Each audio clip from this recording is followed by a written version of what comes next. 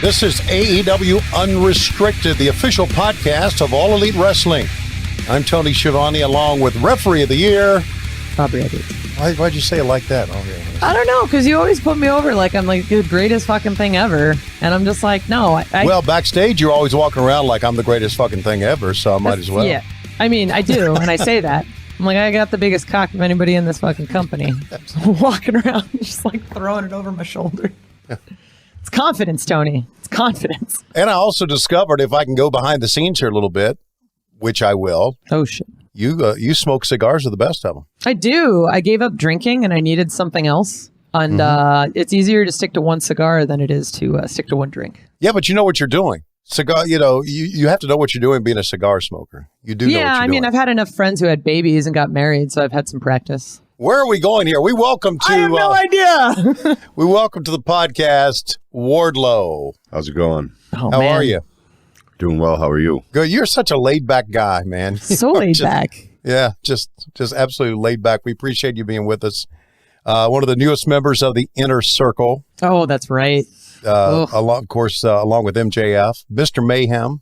Yes, sir. As well. Here's the list we have of your accolades, and I know they are going to grow as time goes on. Oh, absolutely. International Wrestling Cartel Super Indie Champion, 3 times International Wrestling Cartel World Heavyweight Champion, and right. Revenge Pro World Champion. Yes, sir. All right. Good stuff. Incredible accolades so far. Definitely, as Tony said, that list is only get longer.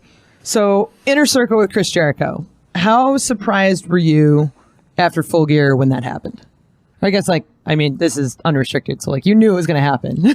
I mean... How surprised were you when you found out? Anything with Max, I'm not too surprised. That's true, I guess. It's what we do is win, so... Hey! I expected us to win, and I wasn't sure if we would be rejoiced with open arms. No. Maybe you, but not him. Yeah.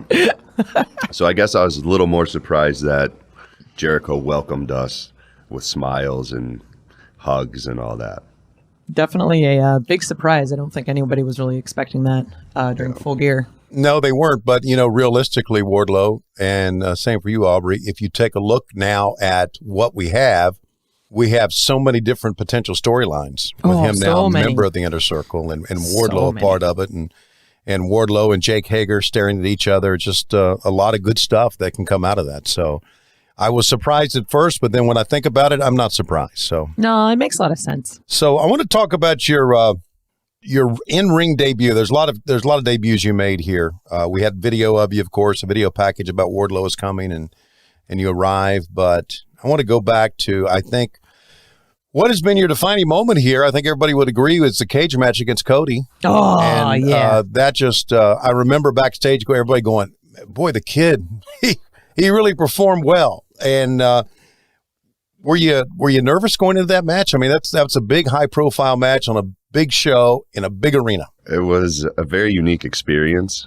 It's weird. It's like that whole evening and match is like a blackout. Mm-hmm. Really? It's like, it's hard to even recall.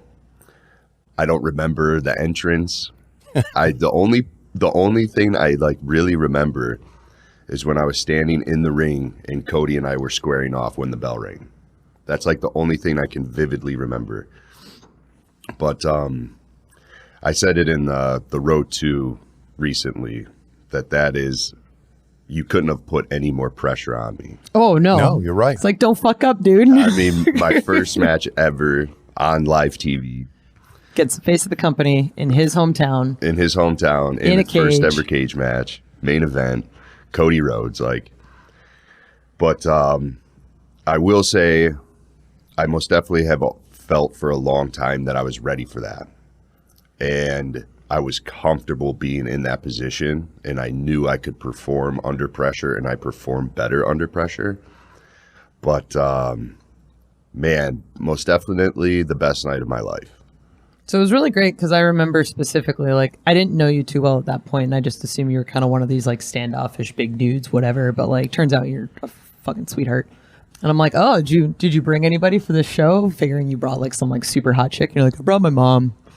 And I was just like, this guy's the best. He brings his mom to his debut. How about that? Yeah, well, What does she think? As much of a dream it is mine, it's as much hers. That's true. You know, she wanted this as much as I did. She wanted this for me as much as I did. But yeah, I saw a lot of happy tears flowing that day, which is always a good thing. What did she think about you catching someone as they're moonsaulting off the top of a cage? She probably had a slight heart attack. As did I. As did I. I've never, there's no words you could explain watching somebody come 15, 20 feet down. It's a wild experience. Well, it was a memorable night for many reasons. I know your mother was proud. I think everybody backstage was proud of how you performed. And, you mentioned that you knew you were ready for that moment. You prepared for that moment. The confidence that you were showing that night, and as you've always shown, but especially big that night, it is something, we've talked to a lot of wrestlers here and a lot of performers. That confidence is something that I don't know if you can learn. I think you have it. Am I right? I think so. I mean, I felt I was ready for TV when I was on my trampoline as a teenager. There you go. It's just something deep down. All right, so your debut on Dynamite was in November of last year. Yikes. Yeah, we're coming up. 1 year anniversary. The 13th will be 1 year. Oh, damn. Yeah. That's crazy. So when did you know you were coming aboard as the enforcer, so to speak, of MJF? When did that all get laid out to you? August 31st, All Out, when my first video played. Okay. After the video aired, there was a conversation about the idea of myself and Max. And essentially, Max approached me and said, hey, I'm about to make a lot of enemies. Yeah, he is. I need somebody to have my back. And we came in agreement. So. Pretty good. So, obviously, if you're the enforcer for Max, you have to wear a lot of suits. I think it popped me real hard when you came in with your little Burberry tie. Fantastic. How many suits do you actually have? I've lost count at this point. Wow. We need to get like a Men's Warehouse sponsorship with the amount of people that wear suits at this company. Oh, man, we got to get Dana on that. That's actually not a bad idea. Yeah, let's hook it up. It's been great chemistry between you and MJF, though, don't you think? Yeah. I mean, there's obviously something there. There's also a little bit of friction, but... Sure, and that's what makes it great. Yeah. Right? Yeah, great chemistry with him and I think it's only going to get better. So you ended up having a match in Chicago with DDP, or maybe it was Miami, one of the two. I wasn't in the match. Yeah, but I know you were on the outside. I was there. So that calling that thing was insane because it's like a 6-man tag and it's already wild. Like, what was that experience like working? Well, the fact that it was Bash at the Beach. Yeah. Was like, I couldn't believe it. That was such a cool venue growing up and show growing up. So I was very excited just for the Bash at the Beach aspect, but for DDP to be involved, a legend. It was, among other things I've experienced, it's just mind-blowing. Yeah. Some of the people I've been able to meet and gain knowledge from and work with, and just having these experiences that, teenage me or young me would have never even imagined. Trampoline Wardlow. Yeah. We're talking with Wardlow here on AEW Unrestricted, and I want to go back. You touched on it. Now we jump around a lot here, so bear with us. I want to go back to the cage match. I sometimes, as an announcer, know when things are going to happen, and I don't. I had no idea the moonsault off the cage was going to happen. How could you not? You see that cage, you know someone's going to jump off of it. No, you don't. You just don't. I just assumed. It was like, there's a cage. It's not going to be Wardlow. Cody's probably going to jump off of it. I've watched wrestling. Even when he looked up top, I'm thinking, what the hell is he doing? Is he trying to escape?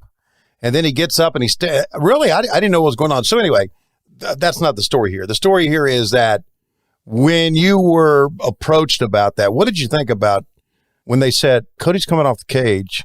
What was going through your mind? I said, let's do it. In the backstage area. Oh, right before the match? Yes, before the match. Well, right before the match, getting ready to go out was probably the most unique feeling I've ever felt.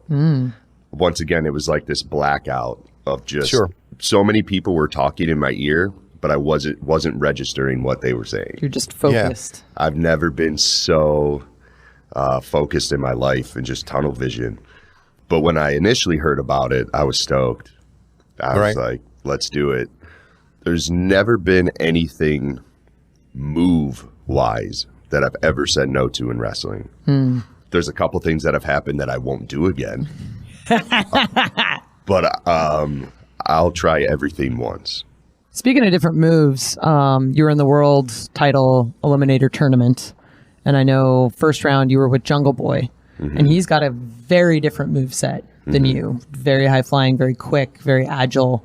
And you're just big man, beat the shit out of people. What was it like planning a match with someone who has a very different style than your own? I enjoy it almost as much as big men matches. I've always enjoyed the storytelling of big guy, little guy, David Goliath. And I feel like smaller wrestlers and larger wrestlers can really complement each other. The larger wrestler can base and make the little guy, it can help the little guy do anything.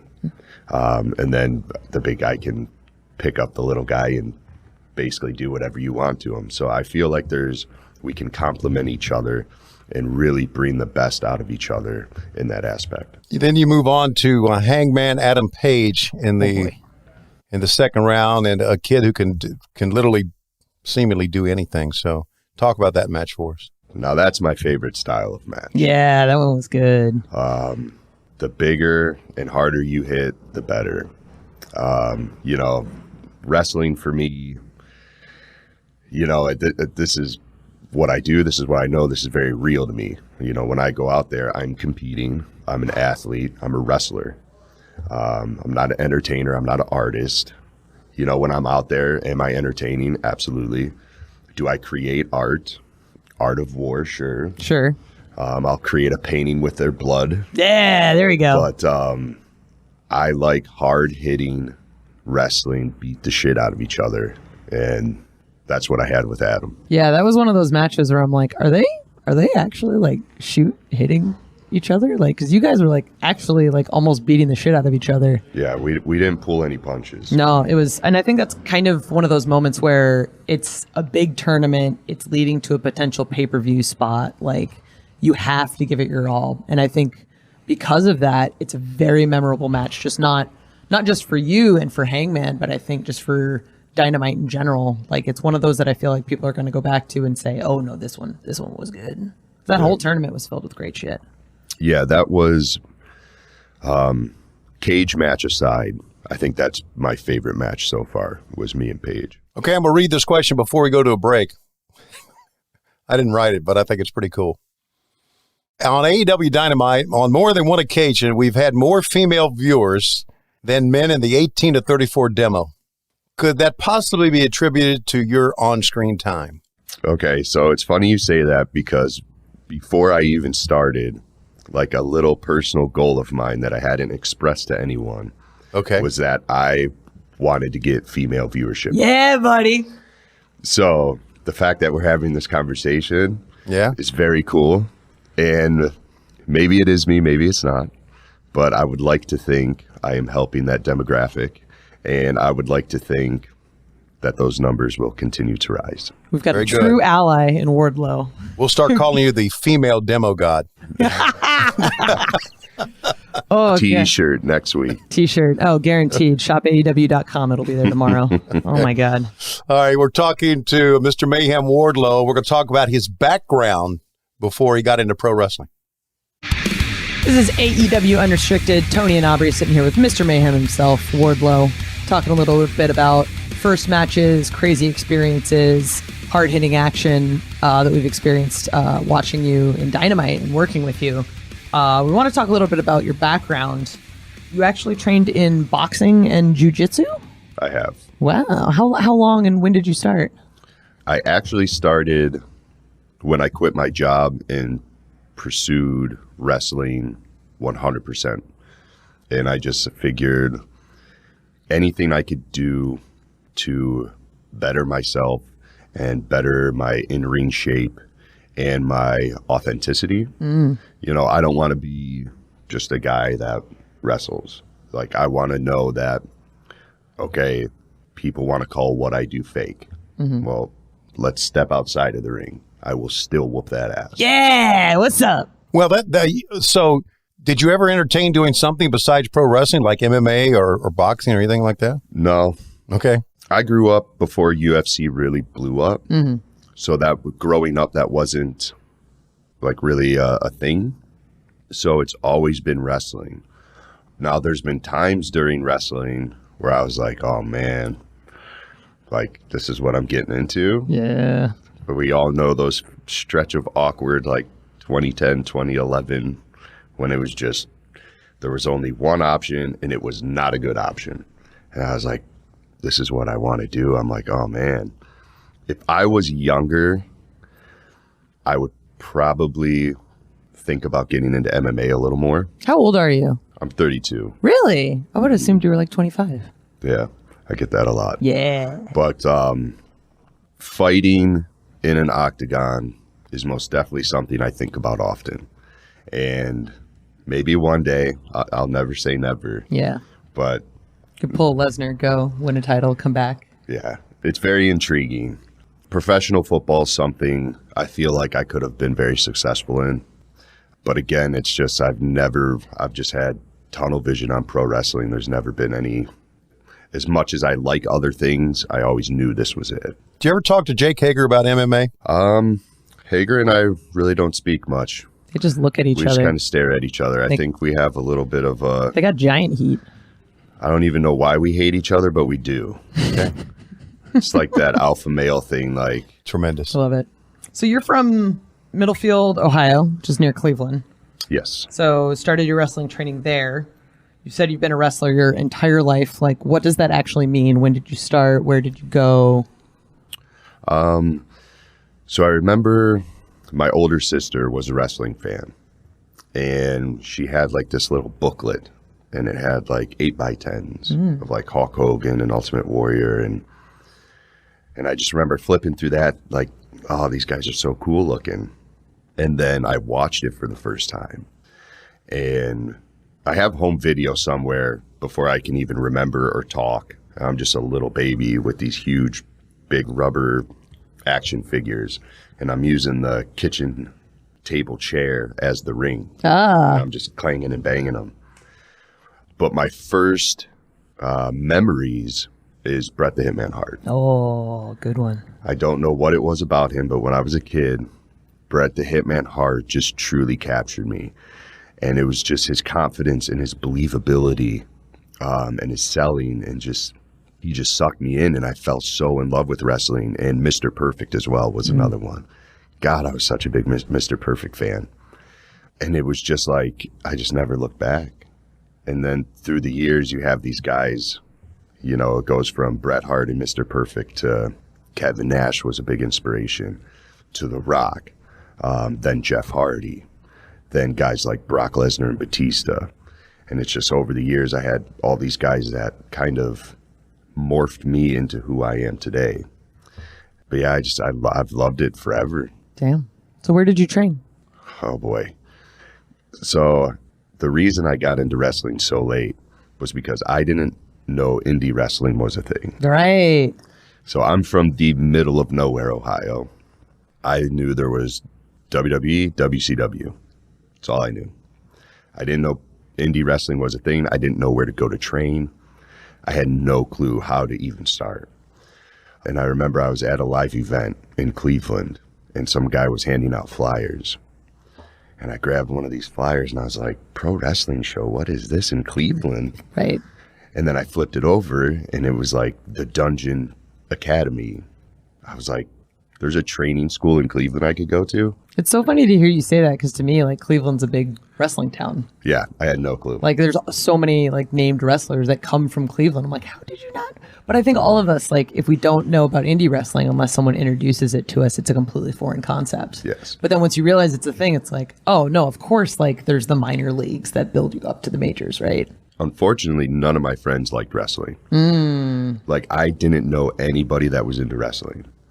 So I remember I called them the next day and left a voicemail, and they brought me out for like a little tryout. And this place was just a bad part of Cleveland. It was truly a dungeon. I mean, this tiny little building, no heat, no AC, this tiny little ring. But Lamont Williams was training, and I was literally the only person there.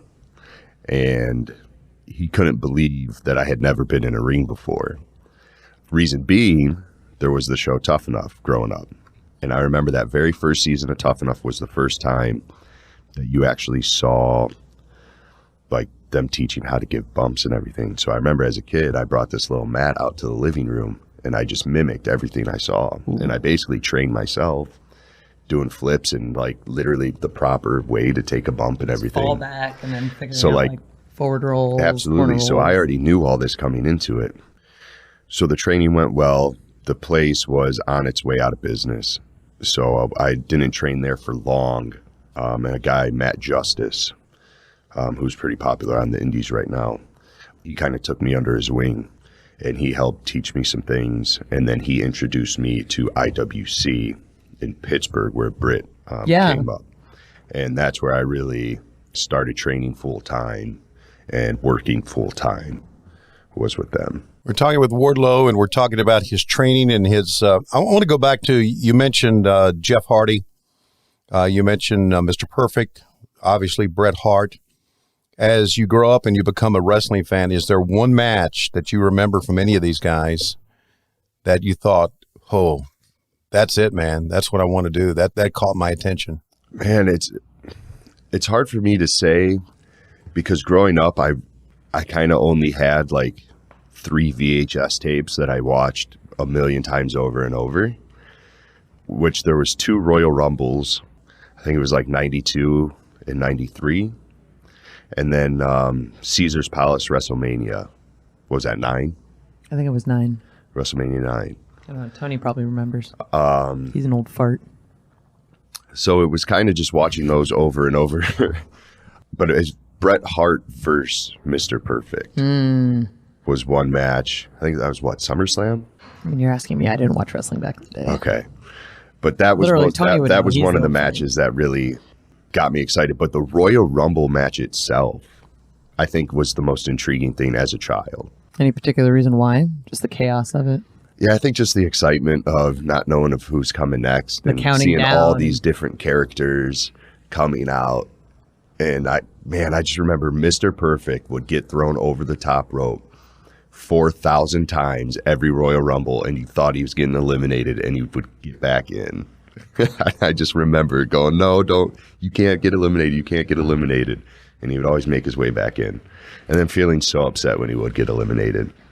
So you left Cleveland, went to Pennsylvania, got some training there, IWC.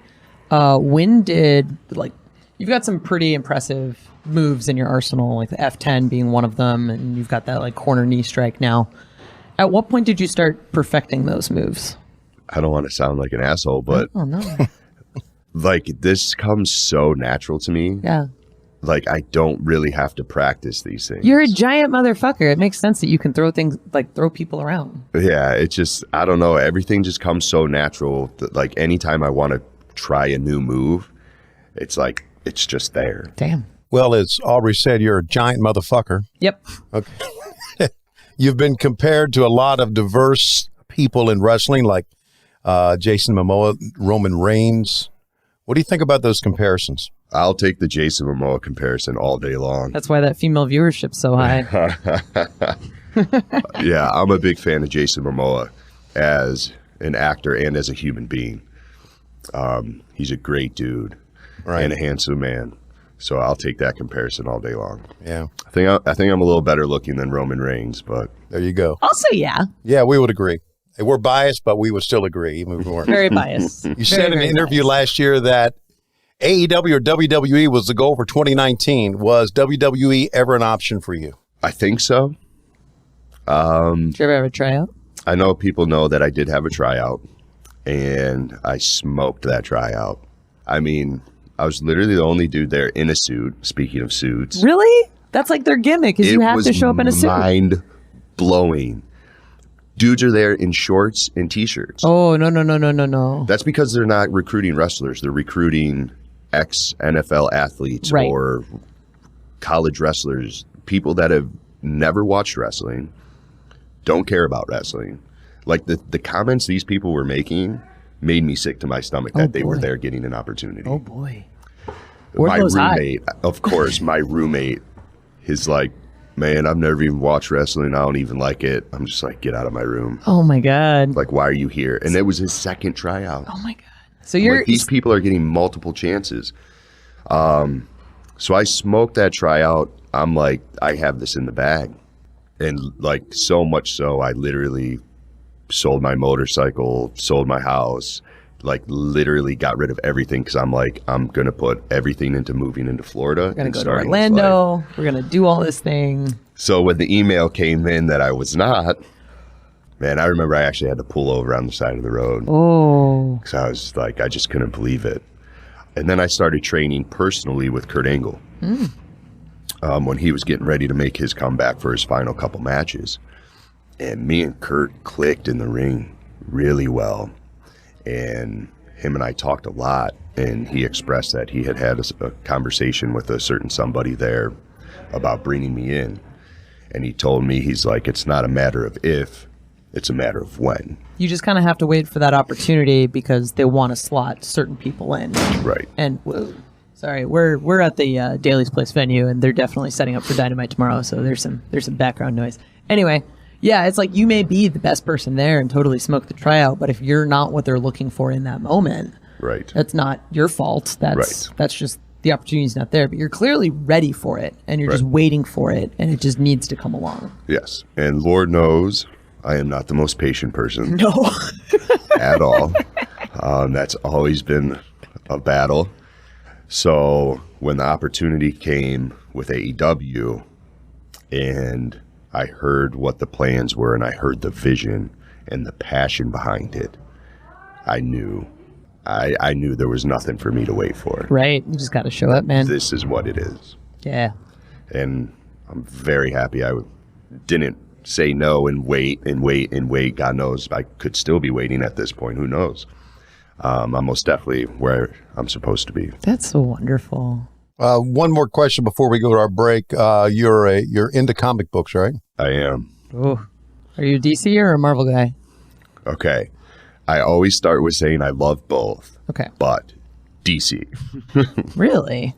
Absolutely DC. Welcome to my Batcave. Yeah, he's got his Superman and his Batman over there. So yeah, that's Superman why you guys and are Batman. friends. That's why you guys are friends. I love Superman, Batman. That's actually my favorite book to read is the Superman, Batman joint. What do you think of the movie? Oh, man. How much time do we have? It's a podcast about Wardlow, not his thoughts on Batman Superman. All right. Go ahead. I was just going to say, I love Man of Steel. I loved Batman vs. Superman. Mm-hmm. There's many things I wish they would have done differently. And then Justice League was just the worst. Oh, terrible. I'm ready for the Snyder Cut. Love it. We're talking to Wardlow here on AEW Unrestricted. Coming up, we've got quite a few fan questions. I'm excited. This is AEW Unrestricted. Aubrey and Tony are here with Wardlow. All of Wardlow. He's massive. I can't fit them all in the frame.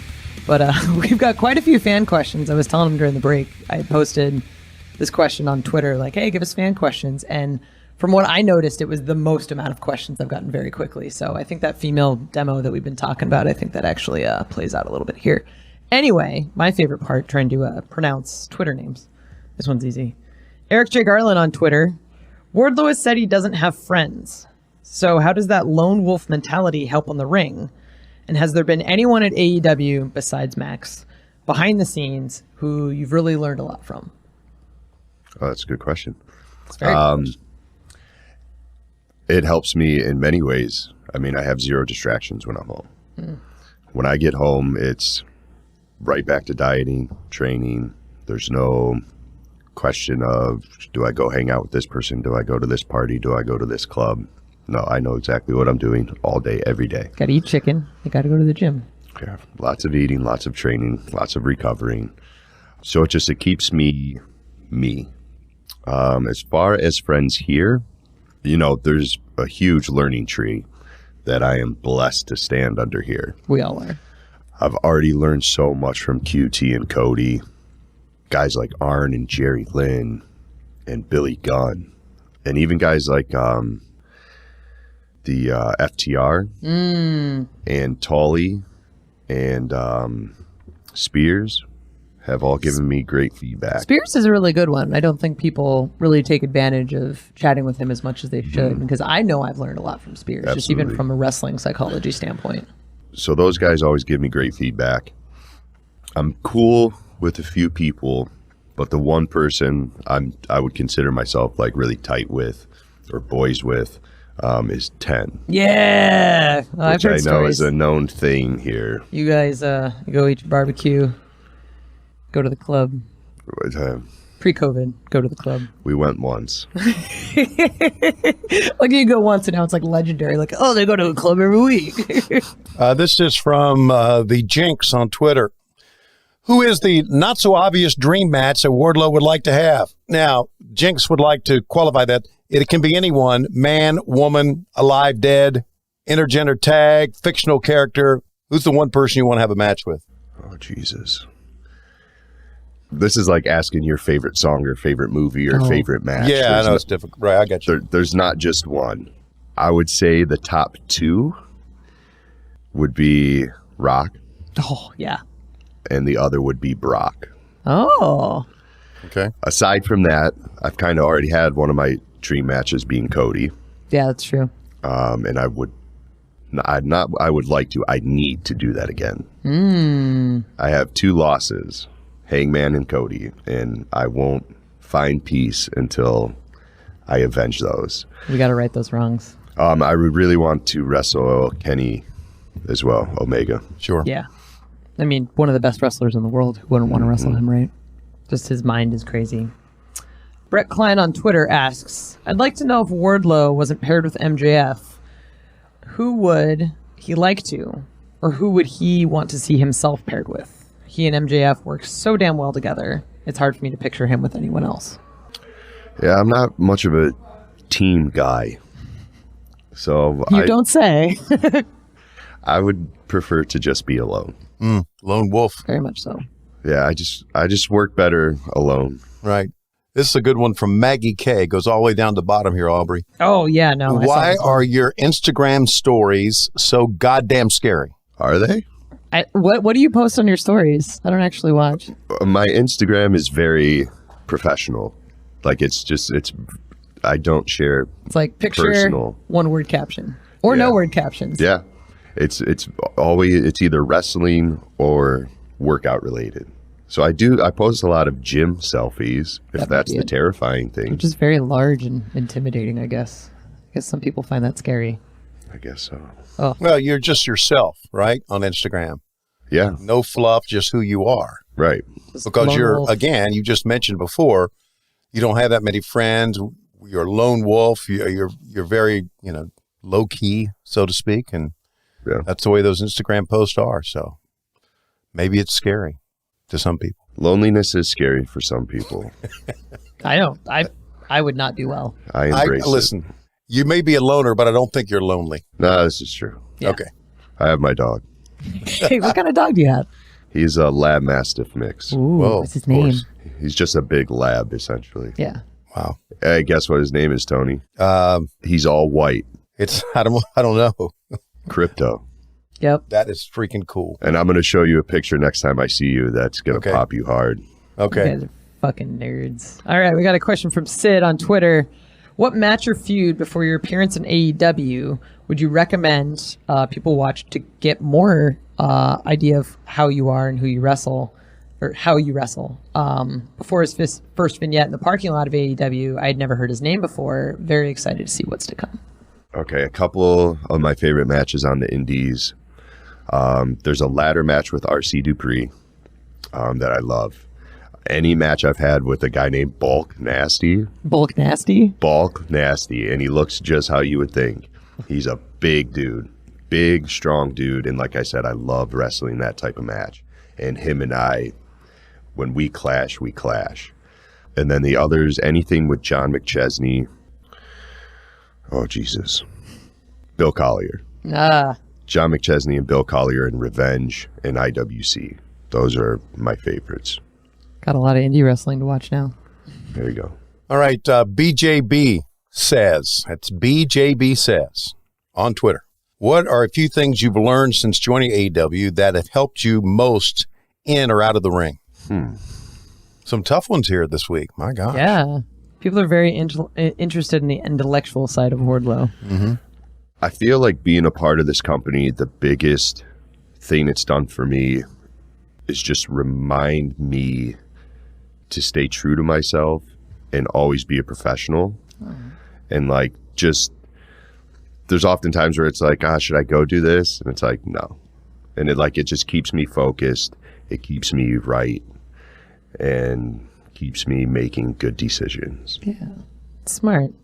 You're a big inspiration to a lot of people, I think, just with your work ethic and whatnot. Right. Jason Long on Twitter asks, who is the one person in AEW that you would both love to put through a table and have lunch with? And have lunch with? Yeah, there's like a Venn diagram of put through table and lunch. Man, who wouldn't I like to put through a table is the better question. Yeah, I think so. I'd like to put like 98% of the roster through the table. Great answer. So which one of those would you want to have lunch with? I think that's the better question. If I could get a group of like Tony, Jim Ross, Billy Gunn, Jerry Lynn, Dean Malenko, basically all the coaches and vets that I could learn from and hear great stories from. I would actually recommend, this is personal experience because we were hanging out with Alex Abrahantes last night for his birthday, but I recommend if you ever have a chance, play Cards Against Humanity with Jerry Lynn. He's a dirty motherfucker. He's so funny. I could see it. It's like, oh no, this makes sense. The Jerry Lynn in my head now makes sense. But, I understand what you're saying because I have discovered, and I've really, first of all, feel honored you would put me in that group. But what I've discovered is that for you, quote unquote, youngsters, and most of you are youngsters to me, that you really enjoy the stories. Yeah. And just sitting down and telling the old stories. And we have millions of them, many which cannot really be told in public because it will get us all in trouble. Yep. or in jail. But you do enjoy the stories and you learn from that. Yeah, absolutely. I've already learned so much just from some of the stories I've heard. It's crazy how much you can get just sitting and listening. Mm-hmm. I find myself doing it a lot where you're just kind of listening to people talk about something and you're just like, this is fascinating. It's crazy. All right, let's hit just a couple more. Benny the Mark. Benny the Mark. Well, of course. Hey, Benny. Very, very explicit. Yeah. Who has a better physique, you or John Silver? Oh. Wow. Man, why you got to do my boy John like that? I think we have exact equally good physiques. There we go. Team player, despite being the lone.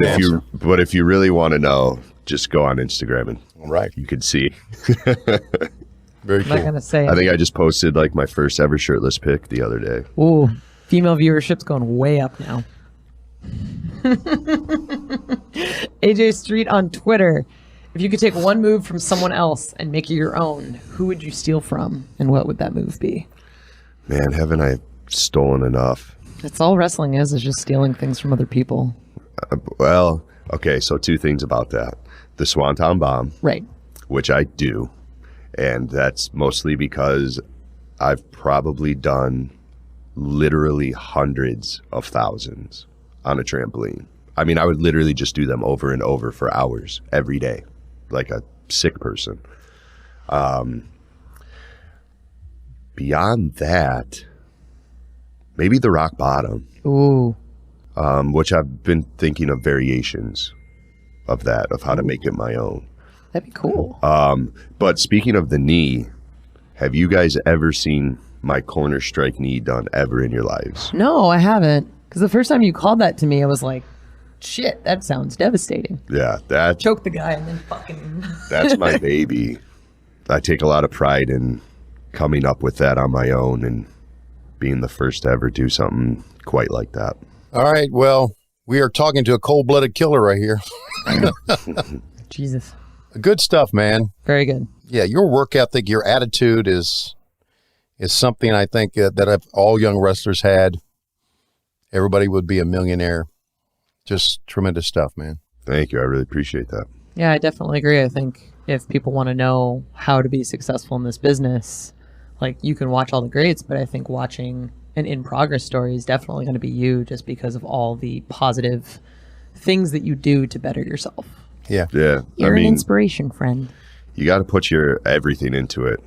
I mean, that's why I'm here, is because I quit my job. I moved back in with my parents. I sold everything I had.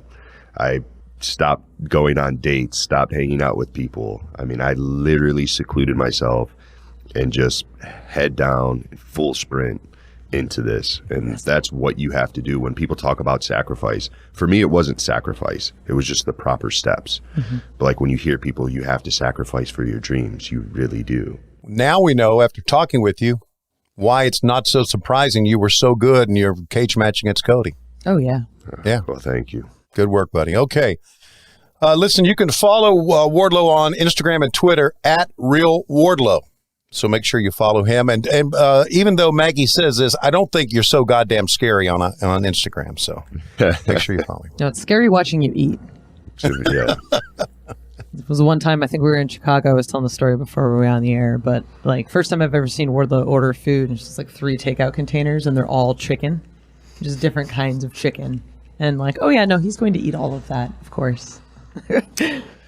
Eating is my second favorite thing from wrestling and working out. I believe it. I believe it. Thanks for coming today, buddy. Thank you for having me, guys. Be sure to subscribe to the AEW Unrestricted podcast for free. That's wherever you get your podcasts. And also check out the video of the podcast on YouTube. Just search AEW Unrestricted on YouTube. And don't forget, we have AEW Dynamite every Wednesday, 8 o'clock Eastern, 7 Central on TNT. Wardlow, thanks again, buddy. It's always great talking to you. You are truly one of the big stars up and coming in our sport. Hell yeah. I'm Tony Schiavone, and I'm Aubrey Edwards. Thanks for listening to